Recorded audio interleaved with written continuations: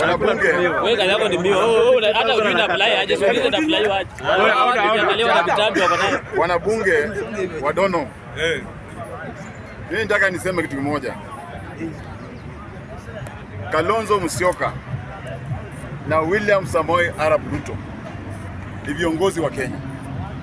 Lakini Rais William Ruto amejaribu kudhihirisha kwamba uongozi uzatembea Kenya hii mzima. Yes. Unaweza kuwa rais. Yes.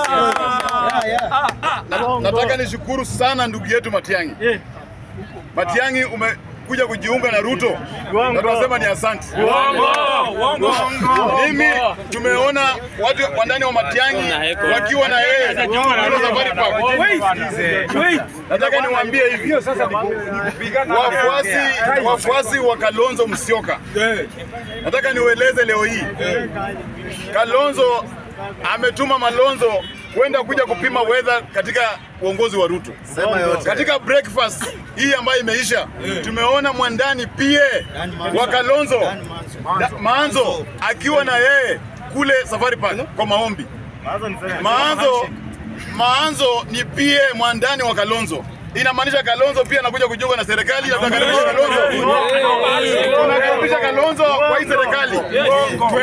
Kuna kiti hapa, spika tapea Kalonzo ajunge Wakamba na Wakamba. Samoei Ruto anaweka watu pamoja. Na hiyo uongozi tunasema ni asante Ruto, fanya Kenya ike pamoja. Ile msamaha uliomba na Wakenya wamesema asante kwamba msamaha. Sababu kila mtu akikosea lazima aombe msamaha. Na ni rais wa kwanza kuomba msamaha. Tunasema Ruto, kumbe bila break. Nakuja hapo.